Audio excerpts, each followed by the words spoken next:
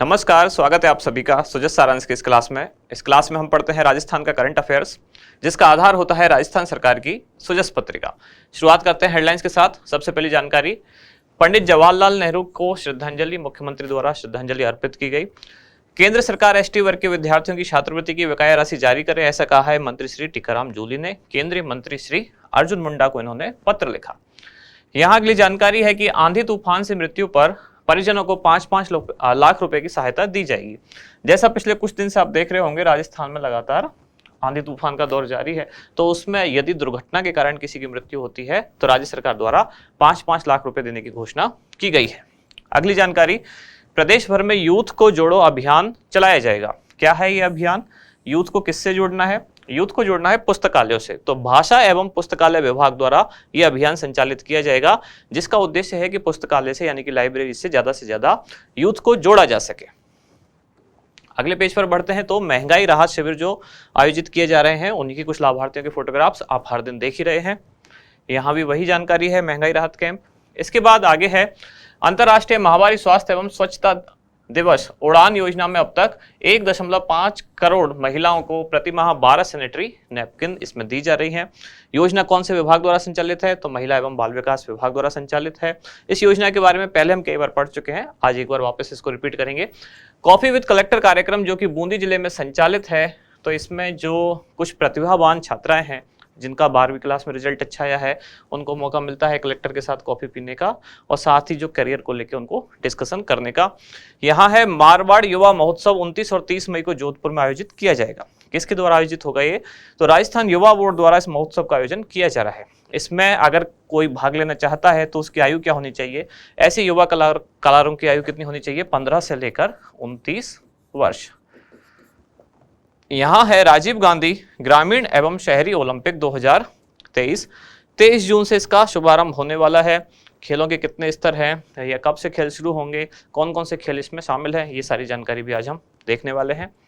अगली जानकारी, हमारी योजना स्थायी है, ऐसा मुख्यमंत्री ने नागौर में कहा है। तो राज्य सरकार द्वारा जो संचालित विभिन्न योजना है उनके बारे में जानकारी दी गई है। महंगाई राहत कैंप की यहाँ जानकारी है।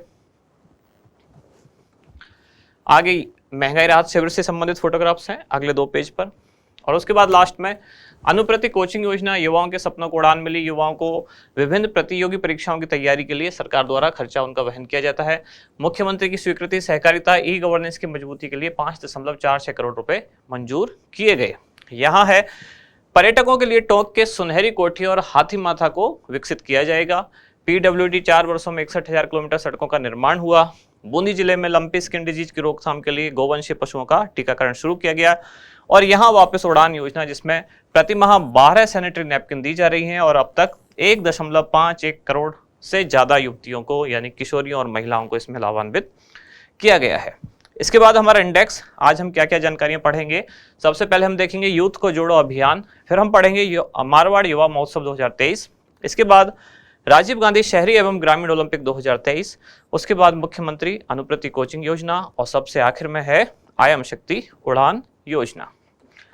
शुरुआत करते हैं यूथ को जोड़ो अभियान। यूथ यानी युवा, युवा को किससे जोड़ना है? युवा को जोड़ना है पुस्तकालयों से। तो कौन से विभाग द्वारा संचालित है? इससे संबंधित विभाग है भाषा एवं पुस्तकालय विभाग, राजस्थान सरकार। उद्देश्य क्या है? नए पाठकों को पुस्तकालय से जोड़ना। सरकार ये चाह रही है कि युवाओं में ऐसी संस्कृति डेवलप हो कि वो किताबें ज़्यादा से ज़्यादा पढ़ें, पुस्तकालय में जाएं। इसी उद्देश्य के लिए सावित्रीबाई फुले वाचनालय खोलने की भी घोषणा की गई थी। ये घोषणा की गई थी जो बजट आया 2022-23 में, तब घोषणा की गई थी कि हर जिला मुख्यालय पर खोला जाएगा सावित्रीबाई फुले वाचनालय। और इस बार यानी कि नए बजट में 2023-24 में अब इसको हर ब्लॉक स्तर पर भी खोले जाने की घोषणा की गई है। उद्देश्य यही है कि नए पाठकों को पुस्तकालयों से जोड़ा जाए। इस अभियान में क्या क्या होगा? राज्य में विभिन्न स्तरों पर संचालित जो राजकीय सार्वजनिक पुस्तकालय हैं, उनकी विशेषताओं पर आधारित प्रचार सामग्री तैयार की जाएगी। विभिन्न स्तर मतलब जैसे कि राज्य स्तर पर कोई पुस्तकालय है, जिला स्तर पर है, ब्लॉक स्तर पर पुस्तकालय जो हैं, तो उनकी जो विशेषताओं पर आधारित है प्रचार सामग्री तैयार की जाएगी। इसके बाद आगे क्या होगा? आगामी जुलाई अगस्त माह में पुस्तकालय के आसपास के क्षेत्र में स्थित 25-30 संस्थानों में प्रचार प्रसार किया जाएगा उस पुस्तकालय के बारे में कि यहाँ ये पुस्तकालय है, तो जो भी विद्यार्थी जुड़ना चाहते हैं उससे जुड़ सकते हैं। वैसे भी आपने देखा होगा जो अभी तैयारी वगैरह कर रहे होंगे किसी कम्पिटिटिव एग्जाम की, तो शहरों में एक नया कल्चर है, यहाँ जैसे जयपुर या इसके आसपास के क्षेत्र में अगर हैं तो लाइब्रेरी में आजकल स्टूडेंट पढ़ना पसंद करते हैं, यानी कि एक रूम रेंट पे लेके रखते हैं, फिर लाइब्रेरी में जाके वो पढ़ते हैं। तो सरकार भी यही चाह रही है कि ऐसी गवर्नमेंट लाइब्रेरी ज़्यादा से ज़्यादा खोली जाए और स्टूडेंट को उनसे जोड़ा जाए। इस अभियान में जो उच्च माध्यमिक विद्यालयों के प्राचार्य होंगे उनकी भी भागीदारी होगी। साथ ही ब्लॉक स्तर पर जो सावित्रीबाई फुले वाचनालय है उनकी प्रगति की भी समीक्षा की गई। अब खास बात यहाँ लिखी हुई है और वो वही बात है जो मैंने शुरू में बोली कि राज्य बजट 2023-24 में घोषणा की गई थी कि अब प्रत्येक ब्लॉक मुख्यालय पर एक डिजिटल लाइब्रेरी के साथ सावित्रीबाई फुले वाचनालय स्थापित किया जाएगा। इस बार यानी कि बजट 2023-24 में इसको ब्लॉक स्तर तक कर दिया गया है।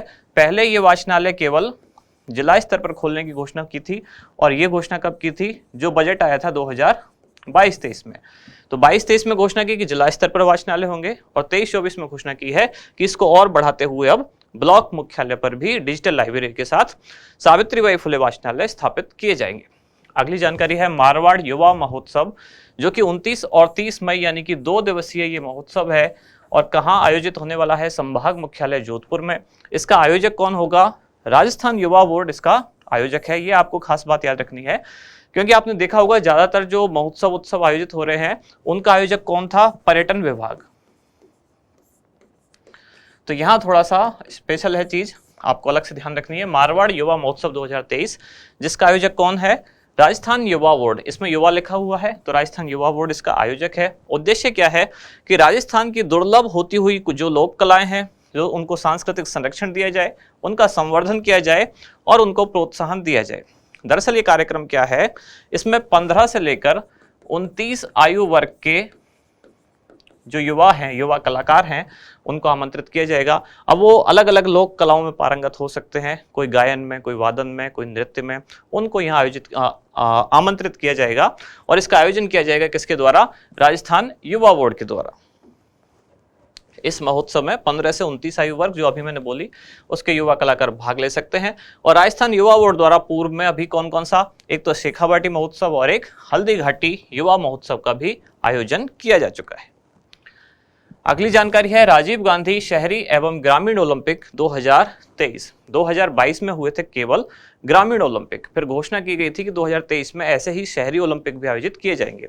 और जब घोषणा की गई थी तो उनके लिए जो डेट रखी गई वो थी 26 जनवरी 2023। किसके लिए रखी गई थी, शहरी ओलंपिक के लिए, लेकिन इसका आयोजन नहीं हो पाया। तो अब क्या किया गया है कि ग्रामीण और शहरी ओलंपिक दोनों को एक ही साथ आयोजित किया जा रहा है। अब ये कब से शुरू होंगे, तो 23 जून 2023 को शुरू होने वाले हैं। इस दिन होता है अंतर्राष्ट्रीय ओलंपिक दिवस। ये समाप्त किस दिन होंगे, 29 अगस्त 2023 को इस दिन होता है राष्ट्रीय खेल दिवस। आयोजक कौन कौन से हैं, तो राज्य सरकार के बहुत सारे विभाग इसमें इन्वॉल्व हैं।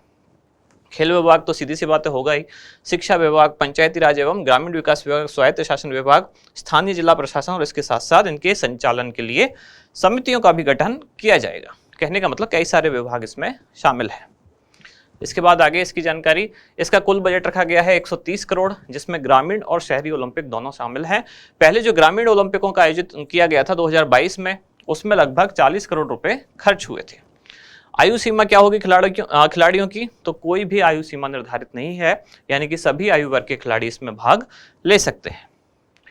कौन कौन से खेल सम्मिलित हैं, तो शहरी क्षेत्रों में ये सारे खेल हैं, ग्रामीण क्षेत्रों में ये सारे खेल हैं। अब इनमें से कौन सा है जो केवल बालक वर्ग के लिए है, कौन सा है जो केवल बालिका वर्ग के लिए है, ये आपको खास तौर से याद रखना है। कौन सा है जो शहरी क्षेत्रों में तो शामिल है लेकिन ग्रामीण में नहीं है, कौन सा ऐसा है जो ग्रामीण क्षेत्रों में शामिल है लेकिन शहरी क्षेत्रों में नहीं है। अब देखते हैं कौन कौन से खेल हैं। जैसे शहरी क्षेत्रों में है एथलेटिक्स, जो कि 100 मीटर, 200 मीटर और 400 मीटर कैटेगरी में, kabaddi, tennis ball, cricket, volleyball, football, basketball और खो खो। खो खो शहरी क्षेत्र में केवल बालिका वर्ग के लिए है, ग्रामीण क्षेत्रों में भी खो खो केवल बालिका वर्ग के लिए है। ग्रामीण क्षेत्रों में कौन कौन से खेल हैं, तो kabaddi, tennis ball, cricket, volleyball, football, shooting volleyball, kho kho और रस्साकसी। शूटिंग वॉलीबॉल ग्रामीण क्षेत्रों में केवल बालक वर्ग के लिए है। ओवरऑल बात करें तो एक ही खेल ऐसा है जो केवल बालक वर्ग के लिए है, वो कौन सा है, शूटिंग वॉलीबॉल। खो खो ऐसा है जो बालिका वर्ग के लिए है, एक और खेल है जो रस्साकसी, वो भी बालिका वर्ग के लिए है। अब यहाँ सारे नाम लिखे हुए हैं, यहाँ भी 7 खेलों के नाम है, उधर भी 7 खेलों के नाम है, लेकिन इनमें 5 ऐसे हैं जो कॉमन हैं, 2 हैं जो यहाँ हैं लेकिन यहाँ नहीं है, और 2 ऐसे हैं जो यहाँ हैं लेकिन यहाँ नहीं है, वही ज़्यादा इंपॉर्टेंट है, उनको आप जरूर याद रखें। तो जैसे एथलेटिक्स यहाँ है लेकिन उधर नहीं है, ऐसे रस्साकसी उधर है लेकिन इधर नहीं है, शूटिंग वॉलीबॉल वहाँ है लेकिन यहाँ नहीं है, इस तरह के खेल आपको, और बास्केटबॉल शहरों में है लेकिन ग्रामीण क्षेत्रों में नहीं है। अब खेल कितने स्तरों पर आयोजित किए जाएंगे, तो ग्रामीण क्षेत्रों में 4 स्तरों पर आयोजित किए जाएंगे। इस बार भी जो 2022 में राजीव गांधी ग्रामीण ओलंपिक्स का आयोजन हुआ था वो भी 4 स्तरों पर हुआ था। कौन कौन से 4 स्तर थे? सबसे पहला था ग्राम पंचायत स्तर, इसमें जो टीम जीती वो पहुंची ब्लॉक स्तर पर, यहाँ जो जीते वो पहुंचे जिला स्तर पर, यहाँ जो जीते वो पहुंचे राज्य स्तर पर, और यहाँ फिर फाइनल विजेताओं की घोषणा हुई। शहरी क्षेत्रों में 3 स्तरों पर इनका आयोजन होगा, नगर निकाय स्तर, उसके बाद सीधा जिला स्तर और उसके बाद राज्य स्तर। यानी ग्रामीण क्षेत्रों में एक एक्स्ट्रा कौन सा स्तर है, वो है ब्लॉक स्तर। शहरी क्षेत्रों में कोई ब्लॉक स्तर नहीं है, नगर निकाय, जिला और राज्य। इसके बाद अगली जानकारी है मुख्यमंत्री अनुप्रति कोचिंग योजना। कई बार हम इसको पढ़ चुके हैं, आज इसको यहाँ दिखाने का उद्देश्य केवल इतना है, इसमें संख्या बढ़ा दी गई है। पहले केवल 15,000 छात्र छात्राओं को इसमें लाभ दिया जाता था, अब इनकी संख्या बढ़ाकर कर दी गई है 30,000। और ये घोषणा कब की गई? राज्य सरकार का जो बजट आया नया, यानी कि 2023-2024 का, उसमें ये घोषणा की गई है। योजना का प्रारंभ हुआ था वर्ष 2021-22 से। कौन से विभाग द्वारा संचालित है? सामाजिक न्याय एवं अधिकारिता विभाग द्वारा योजना का संचालन किया जाता है। क्या है इसका उद्देश्य? तो विभिन्न प्रतियोगी परीक्षाओं में उनकी तैयारी कराने के लिए वित्तीय सहायता छात्र छात्राओं को प्रदान की जाती है। लाभार्थी वर्ग कौन कौन सा होगा? SC, ST, OBC, विशेष पिछड़ा वर्ग, अल्पसंख्यक, आर्थिक रूप से पिछड़ा वर्ग, विशेष योग्यजन जिनकी पारिवारिक वार्षिक आय कितनी है, 8 लाख रुपए से कम हो, और माता पिता यदि सरकारी नौकरी में है तो पे मैट्रिक्स लेवल उनका 11 तक ही होना चाहिए, इससे ऊपर नहीं होना चाहिए। वर्ष 2023-22 के लिए 15,000 सीट का निर्धारण किया गया था, अब इसको बढ़ाकर कितना कर दिया गया है? 30,000। इनमें कुल कितने कोचिंग संस्थान संबद्ध है? तो 51 कोचिंग संस्थान इसमें संबद्ध है, और अगर एक बार विद्यार्थी का चयन हो जाता है तो उसको अगले 1 माह में संबंधित कोचिंग संस्थान में जाकर उपस्थिति दर्ज करानी अनिवार्य है। इसके बाद है आयम शक्ति उड़ान योजना, जिसकी शुरुआत कब से हुई है? 19 दिसंबर 2021। यह आर्थिक समीक्षा 2021-22 की रिपोर्ट के अनुसार ये डेट लिखी गई है, क्योंकि कहीं कहीं इसकी डेट में अंतर पाया जाता है, तो आपको याद रखना है 19 दिसंबर 2021, जो कि इकोनॉमिक सर्वे 2021-22 में दी हुई डेट है। इसका उद्देश्य क्या है? राज्य की सभी महिलाओं, जिसमें ग्रामीण क्षेत्रों में खास तौर पर रहने वाली महिलाएं हैं, उनको निःशुल्क सैनिटरी नैपकिन उपलब्ध कराना। अब इसका संचालन किसके द्वारा? तो मुख्यमंत्री निःशुल्क दवा योजना के माध्यम से संचालन होगा। किस विभाग द्वारा योजना देखी जाएगी? तो महिला एवं बाल विकास विभाग इसकी नोडल एजेंसी है। बजट कितना रखा गया? 200 करोड़ रुपए बजट प्रथम चरण में रखा गया, अब 600 करोड़ कर दिया गया है, और इस योजना में प्रति माह 12 नैपकिन वितरित की जाती हैं। आप में से बहुत लोग इसको समझते हैं प्रति वर्ष 12 नहीं है, प्रति माह 12 नैपकिन है। अच्छा, ये योजना अभी कल परसों भी न्यूज में थी, चर्चा में थी।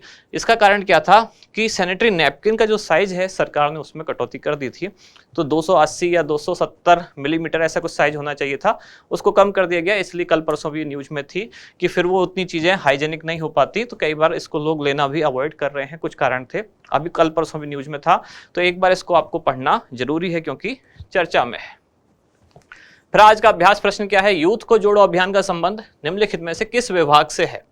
कौशल रोजगार एवं उद्यमिता विभाग, विज्ञान एवं प्रौद्योगिकी विभाग, सूचना एवं जनसंपर्क विभाग, या भाषा एवं पुस्तकालय विभाग? तो इसका उत्तर बताएं आप कमेंट्स में। उसके बाद मिलेंगे अब अगली क्लास में अगली न्यूज के साथ। धन्यवाद।